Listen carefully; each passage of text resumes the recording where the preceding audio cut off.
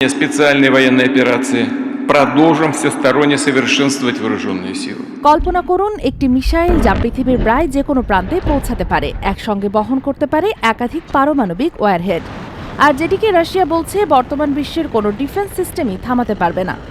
হ্যাঁ, আবারও বিশ্বজুড়ে আলোচনায় এসেছে রাশিয়ার ভয়ঙ্কর RS-28 সারমাট মিসাইল। সম্প্রতি সফল পরীক্ষামূলক উৎক্ষেপণের পর নতুন করে প্রশ্ন উঠছে, এটি কি শুধু একটি অস্ত্র পরীক্ষা নাকি পশ্চিমা বিশ্বের উদ্দেশ্যে এক শক্তিশালী বার্তা? আর কেন এই মিসাইলকে অনেকে বলছে ডুমসডে ওয়েপেন বা পৃথিবী ধ্বংসের অস্ত্র? ভিডিওর শেষ পর্যন্ত দেখুন।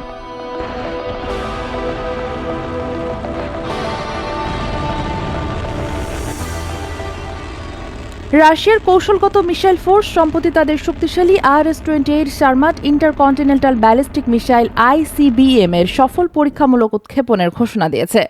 রাশিয়ার দাবি অনুযায়ী মিসাইলটি সফলভাবে লক্ষ্যবস্তুতে আঘাত করেছে এবং বছরের শেষ নাগাদ এটি যুদ্ধপ্রস্তুত অবস্থায় মোতায়েন করা যেতে পারে। এটি একসঙ্গে একাধিক পারমাণবিক ওয়ারহেড বহন করতে পারে। রাশিয়ার দাবি অনুযায়ী মিসাইলটি সফলভাবে লক্ষ্যবস্তুতে আঘাত করেছে এবং বছরের শেষ নাগাদ এটি যুদ্ধপ্রস্তুত অবস্থায় মোতায়েন করা হতে পারে। কিন্তু প্রশ্ন হলো, এই সারমাট আসলে কতটা ভয়ঙ্কর? রাশিয়ার তথ্য মতে এই মিসাইলের পাল্লা 35,000 কিলোমিটারের বেশি হতে পারে। যদিও পশ্চিমা বিশ্লেষকদের কেউ কেউ এই সংখ্যা নিয়ে প্রশ্ন তুলেছেন এবং অনেক স্বাধীন বিশ্লেষণে কম রেঞ্জ উল্লেখ করা হয়। এটি একসঙ্গে একাধিক পারমাণবিক ওয়ারহেড বহন করতে পারে। কিছু রিপোর্টে বলা হয় 10 থেকে 15টি পর্যন্ত MIRV নিউক্লিয়ার ওয়ারহেড, আবার হাইপারসোনিক গ্লাইড ভেহিকেল বহনের সক্ষমতার কথাও বলা হয়।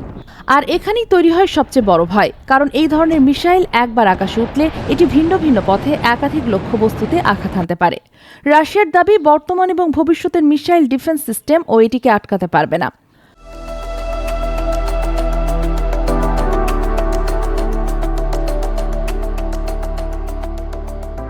তাহলে প্রশ্ন, এই পরীক্ষার সময়টাই কেন এত গুরুত্বপূর্ণ? কারণ এই ঘোষণা এসেছে এমন সময় যখন রাশিয়া ইউক্রেন যুদ্ধ, ন্যাটোর সঙ্গে উত্তেজনা এবং নতুন অস্ত্র প্রতিযোগিতা নিয়ে বিশ্বজুড়ে উদ্বেগ বাড়ছে। অনেক বিশ্লেষকের মতে এটি শুধু প্রযুক্তিগত পরীক্ষা নয়, বরং একটি স্ট্র্যাটেজিক সিগন্যাল, একটি বার্তা রাশিয়া এখনও তার নিউক্লিয়ার ডিটারেন্স ক্ষমতা হারায়নি। এই মিসাইলটি মূলত সোভিয়েত আমলের ভয়ঙ্কর R-36M2 ভোয়েভোডা, যেটিকে পশ্চিমারা সাতান নামে ডাকত, সেটির স্থলভিষিক্ত হওয়ার কথা।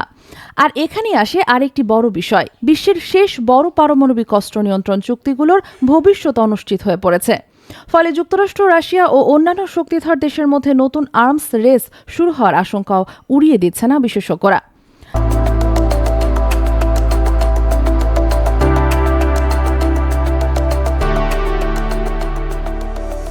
তাহলে আপনার কি মনে হয়, রাশিয়ার এই সারমাট মিসাইল পরীক্ষা এটি কি শুধুই সামরিক আধুনিকায়ন নাকি বিশ্ব রাজনীতিতে নতুন চাপ তৈরির কৌশল? কমেন্টে আপনার মতামত জানান, কারণ প্রতিটি মিসাইলের পেছনে লুকিয়ে থাকে ক্ষমতার এক নতুন হিসাব।